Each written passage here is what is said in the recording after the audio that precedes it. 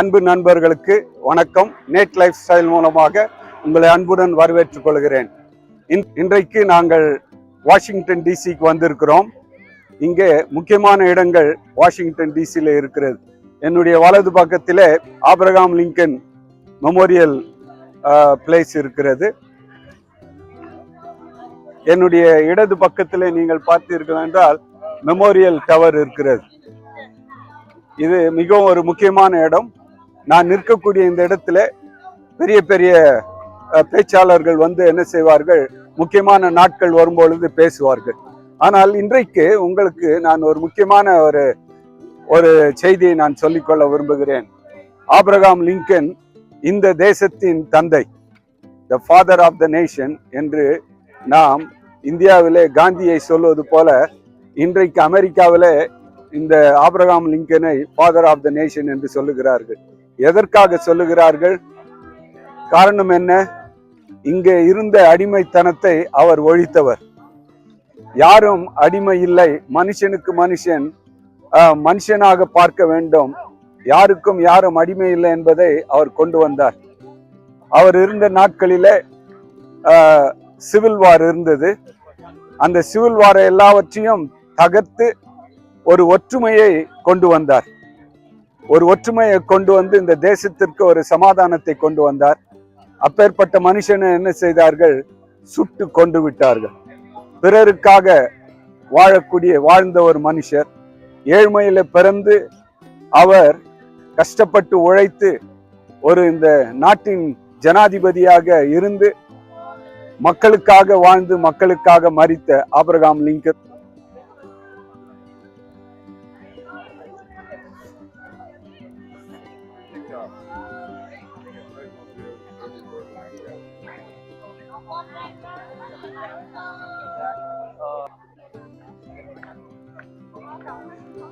ஒரு சில மாதங்களுக்கு முன்பதாக நானும் ஜீவியும் ஆபிரகாம் லிங்கன் வாழ்ந்த இடத்திற்கு நாங்கள் சென்றிருந்தோம்.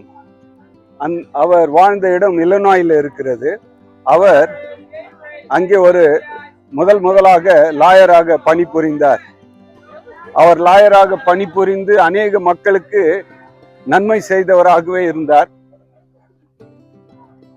அந்த காலகட்டத்தில் தான் இந்த தேசத்திலே நடக்கக்கூடிய காரியங்களை பார்த்து இந்த நாட்டிற்கு ஒரு நன்மை செய்ய வேண்டும் என்று அவர் முடிவெடுத்தார். அப்படி முடிவெடுத்தவர் தான் இந்த ஆபிரகாம் லிங்கன். இப்பொழுது பார்த்தீர்கள் என்றால் எவ்வளவு பெரிய கட்டிடத்தை அவருக்காக கட்டியிருக்கிறார்கள். ஹலோ,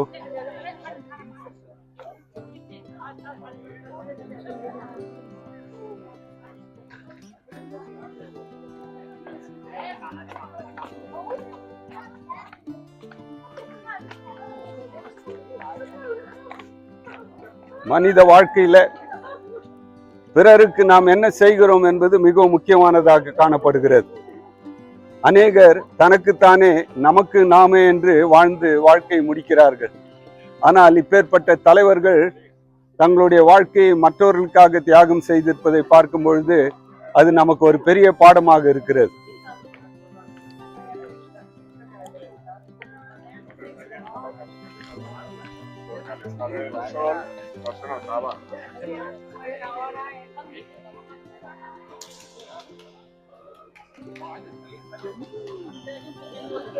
நண்பர்களே, இங்கு பார்த்தீர்கள் என்றால் ஆபிரகாம் லிங்கனுடைய சிலை எவ்வளவு அழகாக வடித்து அநேகர் வந்து பார்த்து செல்லும்படியாக வைத்திருக்கிறார்கள்.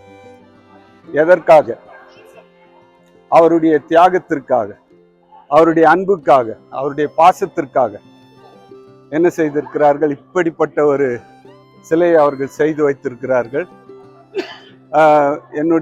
எனக்கு முன்பாக சுவற்றிலே பார்த்தீர்கள் என்றால் அவர் எழுதின காரியங்கள் எல்லாம் அங்கே எழுதி வைத்திருக்கிறார்கள். இந்த புறத்திலும் அவர் எழுதின காரியங்களை எழுதி வைத்திருக்கிறார்கள். அவர் எழுதின முக்கியமான காரியம் என்ன? சகோதர சிநேகம். இந்த சகோதர சிநேகம் மிகவும் முக்கியமானது. அதைத்தான் அவர் எல்லாருக்கும் போதிக்க வேண்டும் என்று சொல்லி இருக்கிறார். இந்திய தேசத்திலே மகாத்மா காந்தியை நாம் ஃபாதர் ஆஃப் த நேஷன் என்று சொல்லுகிறோம். இங்கே ஆபிரகாம் லிங்கனை ஃபாதர் ஆஃப் த நேஷன் என்று சொல்லுகிறார்கள். ஆனால் இந்த உலகத்தையே ரட்சிக்க வந்த ஆண்டவரை கூட நாமும் என்ன செய்ய வேண்டியிருக்கிறது? நினைத்து பார்க்க வேண்டியிருக்கிறது. நாட்டிற்காக நன்மை செய்த பொழுது இவரை சுட்டு கொன்றார்கள். நம்முடைய பாவங்களுக்காக கூட கடவுள் என்ன செய்தார்? மரித்தார் என்பதை நாம் நல்ல முறையில் அறிந்திருக்கிறோம். அதுபோல ஒரு பெரிய தூணை போட்டு இந்த பில்லர்ஸ் எல்லாம் போட்டு பிரம்மாண்டமாக இந்த இடத்தை கட்டியிருக்கிறார்கள். இப்பேற்பட்ட இடங்களை பார்ப்பது மிகவும் மனதிற்கு ஒரு தைரியத்தை கொடுக்கிறது. அநேக நேரத்தில் நாம் எல்லாம் என்ன செய்ய போகிறோம் என்று யோசித்து கொள்ளலாம். ஆனால் நாம் செய்யக்கூடிய சிறு சிறு நற்செயல்கள் ஒரு காலத்தில் மற்றவர்களால் பேசப்பட வேண்டும். ஆகவே நாம் மற்றவர்களுக்கு நன்மை செய்கிறவர்களாகத்தான் இருக்க வேண்டுமே தவிர தீமையை நாம் செய்யக்கூடாது. ஆகவே இன்றைக்கு என்னுடைய வார்த்தையை நீங்கள் கேட்டீர்கள். இப்பேற்பட்ட வீடியோக்களை நீங்கள் பார்க்க வேண்டும் என்றால் தயவு செய்து நெட் லைஃப் ஸ்டைலுக்கு நீங்கள் என்ன செய்யுங்கள்? சப்ஸ்கிரைப் செய்யுங்கள். இப்படிப்பட்ட அழகான இடங்கள் எல்லாம் உங்களுக்கு இன்னும் அநேக இடங்களை நாங்கள் காட்ட இருக்கிறோம். தயவு செய்து எங்களுடைய சேனலை நீங்கள் சப்ஸ்கிரைப் செய்யும்படி கேட்டுக்கொள்கிறேன். இதை பார்த்து மகிழும்படியாக உங்களை கேட்டுக்கொள்கிறேன். நன்றி, வணக்கம்.